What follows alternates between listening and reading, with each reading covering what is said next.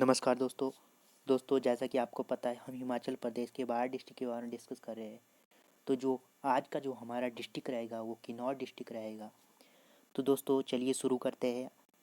दोस्तों आप हिमाचल प्रदेश का मैप देख रहे होंगे, इसमें जो किन्नौर डिस्ट्रिक्ट है ये किन्नौर डिस्ट्रिक्ट है और इसके उत्तर पश्चिम में लाहौल स्पीति पड़ता है और जो पूर्व में तिब्बत पड़ता है और जो जासस श्रृंखला है ये तिब्बत और किन्नौर के बीच में पड़ती है, जासकस पर्वत श्रृंखला।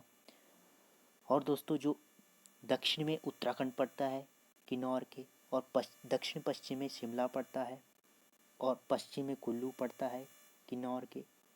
तो दोस्तों अब हम किन्नौर का मैप देखते हैं। पहले हमने हिमाचल प्रदेश में जो किन्नौर है उसका मैप देखा, कौन कौन सी सीमाएं लगती है।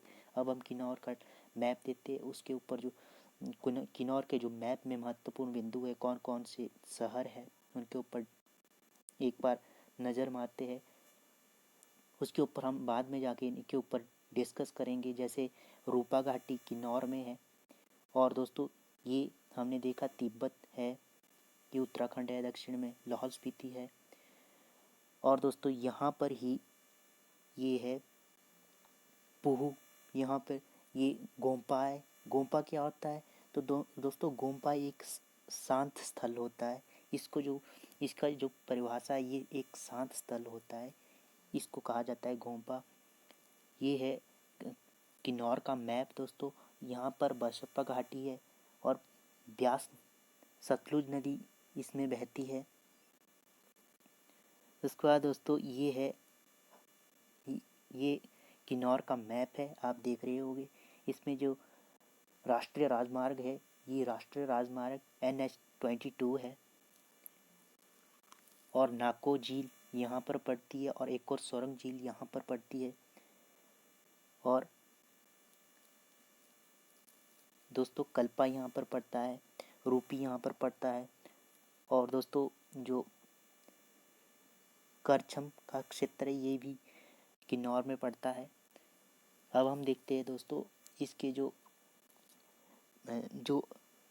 रिबा टिब्बा है, ये है रिबा टिब्बा, ये मैप के अंदर है। और दोस्तों ये चंडिका देवी का मंदिर किन्नौर में पड़ता है। दोस्तों हम जो किन्नौर के जो महत्वपूर्ण मंदिर हैं उनके ऊपर डिस्कस करेंगे। वैसे तो बहुत सारे मंदिर हैं परंतु जो एग्ज़ाम में पूछे जाते हैं उनके ऊपर ही हम डिस्कस करेंगे। तो चंडिका देवी के मंदिर के बारे में हम आगे की जो स्लाइड है उसके ऊपर डिस्कस करेंगे। अब देख लेते हैं हम गठन। तो जिले के रूप में गठन 21 अप्रैल 1960 को हुआ था। मुख्यालय इसका रिकांगपिओ है।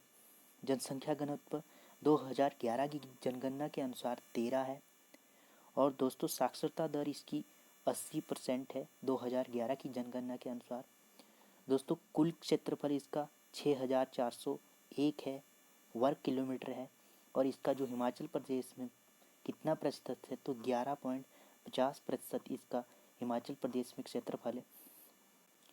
दोस्तों जनसंख्या की बात कर लेते हैं हम। तब जनसंख्या इसकी 84,121 है 2011 की जनगणना के अनुसार और जो हिमाचल प्रदेश की जनसंख्या में इसका 1.23% हिस्सा है। लिंगानुपात की बात करते हैं तो लिंगानुपात 819 है 2011 की न्यूनतम माना गया है। दशकीय जनसंख्या वृद्धि दर तो ये 7.39% है दोस्तों 2001 से 2011 के बीच में दशकीय जो जनसंख्या वृद्धि है। दोस्तों कुल गांव इसमें है 660, आबाद है 234 गांव, ग्राम पंचायतें है 65, विकास खंड है 3। किताबें जो प्रमुख है वो किन्नर देश, ये राहुल सांकृत्यायन ने लिखी। किन्नर इन द हिमालयन, ये SC वाजपेयी के द्वारा लिखी गई है। किन्नर लोक साहित्य ये बंसीराम शर्मा द्वारा लिखा गया है। द म्यूजिक ऑफ किन्नौर ये E.A. चौहान के द्वारा इसे लिखा गया है। ये क्वेश्चन किताबों के बारे में दोस्तों एग्जाम में पूछा जाता है। अब हम देख लेते हैं कि कौन कौन सी नदियां हैं। तो दोस्तों सतलुज नदी किन्नौर को 2 परस्पर भागों में काटती है और सतलुज को तिब्बत में जुगती और मुक्सुंग के नाम से जाना जाता है।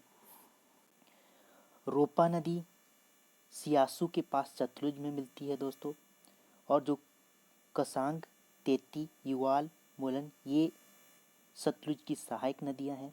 स्पीति, बसप्पा सतलुज को किन्नौर में सहायक नदियां हैं। दोस्तों जो नियोजा वृक्ष है ये पूरे देश में केवल किन्नौर में पाया जाता है। नियोजा वृक्ष, ये क्वेश्चन एग्जाम में पूछा जा चुका है नियोजा वृक्ष के बारे में। उसके बाद बात कर लेते हैं हम रियासत की स्थापना किसने की, अंतिम राजा कौन था।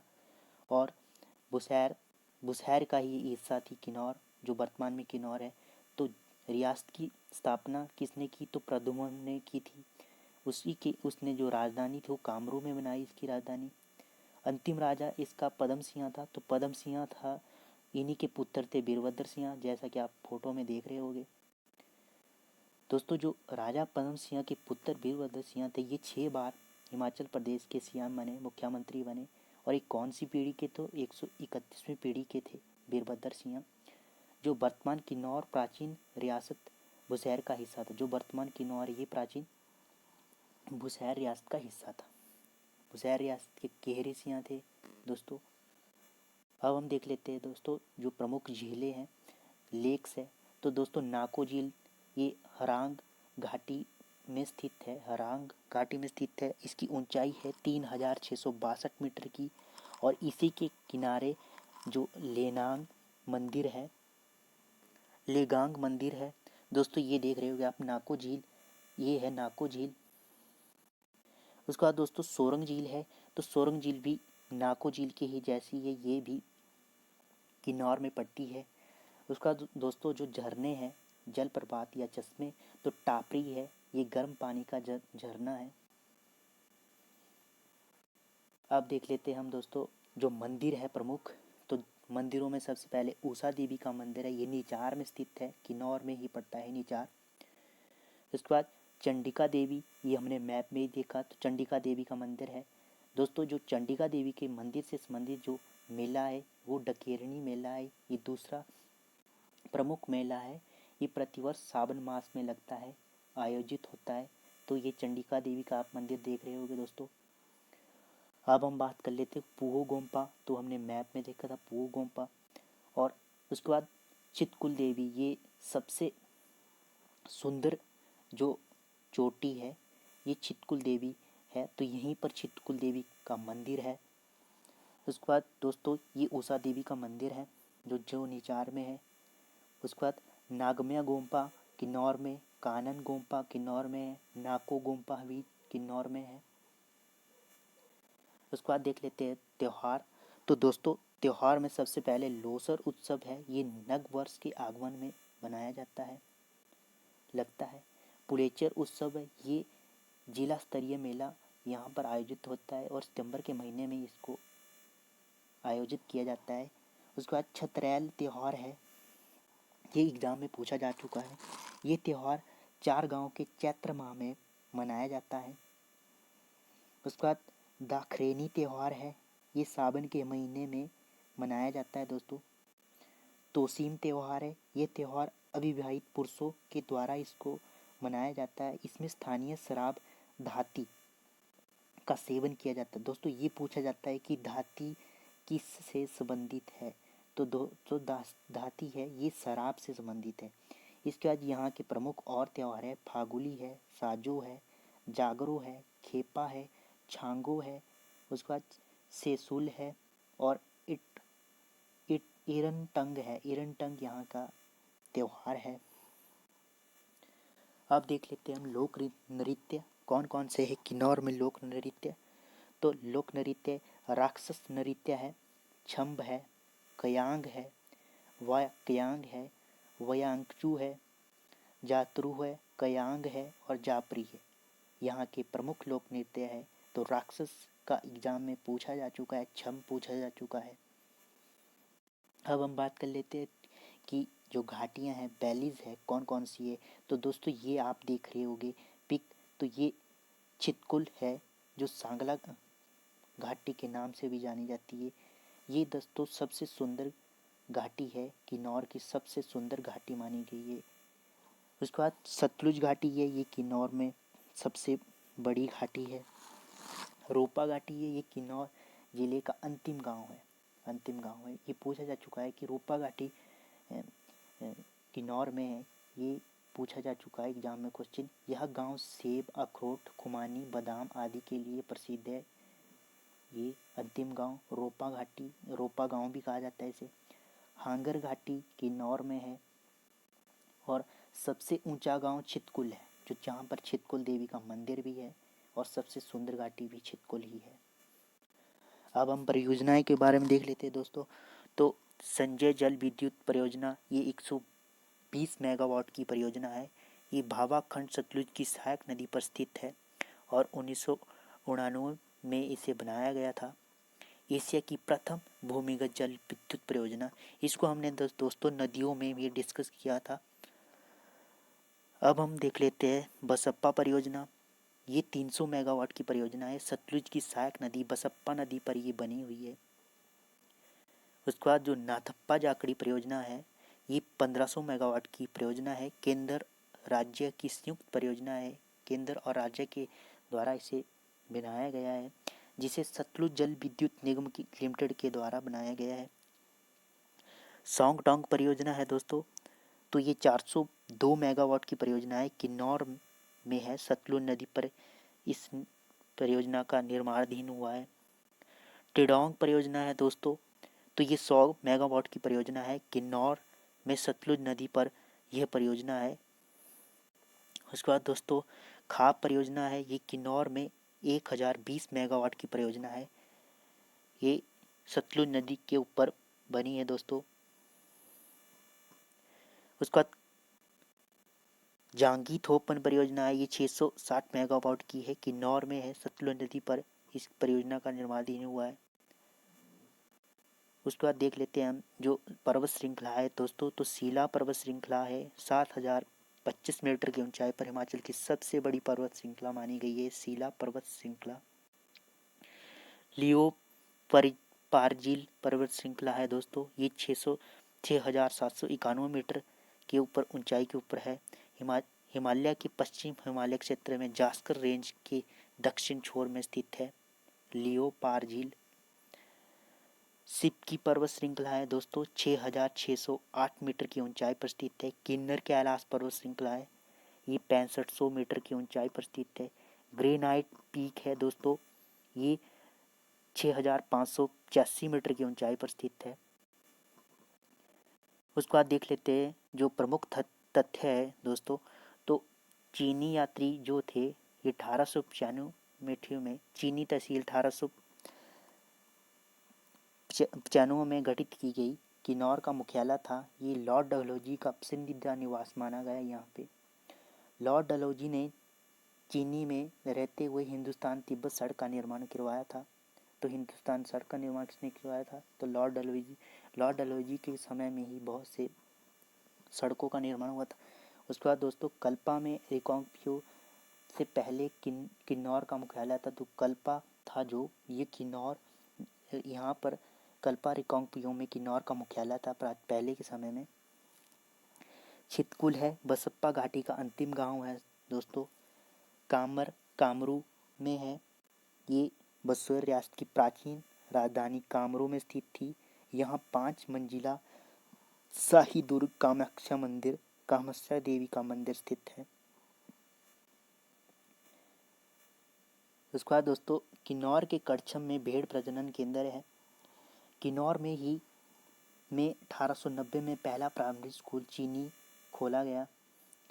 छुम्मू पुरुषों के द्वारा पहने जाने वाली कमीज है दोस्तों। ये पूछा जा सकता है एग्जाम में, छुम्मू क्या है या किससे संबंधित है। थेपांग है हिमाचली टोपी का नाम है दोस्तों। उसके बाद दोस्तों ये है छानली, ये साल का नाम है। छम्मू सुथन ये ऊनी पजामा है दोस्तों। डोरी है, डोरी चोली गछांग ये महिला पहनती है दोस्तों किन्नौर की। किन्नौर में नाश्ते में खाऊ, दोपहर के समय को भोजन, किन्नौर में नाश्ते को खाऊ कहा जाता है दोस्तों, और दोपहर के भोजन को सील कहा जाता है, रात्रि के भोजन को खाऊ कहा जाता है दोस्तों। रिब्बा किन्नौर की अंगूरों की भूमि कहा जाता है रिब्बा घाटी को, जो रिब्बा टिब्बा है किन्नौर में, इसको अंगूरों की भूमि कहा जाता है दोस्तों। अब हम क्वेश्चनों को देख लेते हैं दोस्तों। ये एग्ज़ाम में पूछे जा चुके हैं, HPSAS में मेन में पूछा जा चुका है क्वेश्चन। तो हिमाचल प्रदेश के किन्नौर में चीन की सीमा पर भारत का अंतिम गांव कौन सा है? तो ये है समुद्रोकोरिक। उसके बाद किस गवर्नर जनरल ने अपनी ग्रीष्मकालीन मुख्यालय को शिमला से चीनी में, जिसे अब कल्पा नाम से जाना जाता है, स्थानांतरित किया? तो लॉर्ड डलहौजी ने ये किया था। किन्नौर जिले का मुख्यालय कौन सा है? तो रिकांगपिओ किन्नौर जिले का मुख्यालय है। लद्दाख को किन्नौर में किस नाम से पुकारते हैं? तो मोने के नाम से पुकारते हैं। हांग रांग का मुख्यालय तो लियो में था, हांग रांग का मुख्यालय। चीनी किसका पुराना नाम था? तो कल्पा का नाम पुराना चीनी था। अब MCQ देख लेते हैं। तो किन्नौर का प्रथम राजा कौन था? तो किन्नौर का राजा प्रथम प्रद्युम्न सिंह था। किन्नौर जिले के छितकुल गांव की स्थानीय देवी कौन है? तो माथी देवी, यहाँ की छितकुल देवी जो स्थानीय देवी है। उसके बाद दोस्तों, जनजातीय प्रदेश किन्नौर जिले की हृदय स्थली में हिमाचल प्रदेश ऊर्जा निगम को वृक्ष काटने से विरत होने का आदेश किसने दिया? तो ये नेशनल ग्रीन ट्रिब्यूनल ने दिया। उसके बाद दोस्तों, किन्नौर उद्योगपान बुसहर राज्य का एक भाग था। बुसहर राज्य की पुरानी राजधानी कामरू थी। इसका प्रथम शासक कौन था? तो प्रद्युम्न थे। बुसहर की रियासत कामरू के, जहाँ पर बुसहर के जो प्रथम शासक थे। उसके बाद दोस्तों, किन्नौर जिले का मुख्यालय कहाँ पर स्थित है? तो किन्नौर जिले का मुख्यालय रिकांगपिओ में स्थित है। अंगूरों की भूमि रीवा हिमाचल प्रदेश के किस राज्य में है? तो किन्नौर में अंगूरों की भूमि है। उसके बाद दोस्तों, महासू जिले की कौन सी तहसील को काटकर किन्नौर बनाया गया? तो चीनी तहसील को काटकर।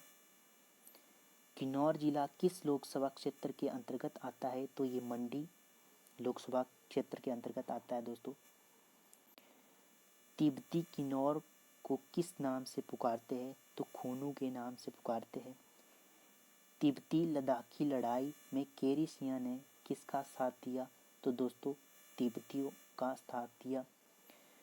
1960 ईस्वी में किन्नौर जिले को गठित करने के लिए महासू जिले की चीनी तहसील के अलावा रामपुर तहसील के कितने गांव स्थानांतरित कर दिए गए? तो 14 गांव स्थानांतरित किए दोस्तों। तेलंगी सिलेक्शन तथा रिब्बा सिलेक्शन किस मेवा की स्थानीय किस्में हैं? तो ये बादाम की है। उसके बाद, बुसहर के राजा केहरी सिंह तिब्बत के मध्य किस नदी में संधि हुई थी?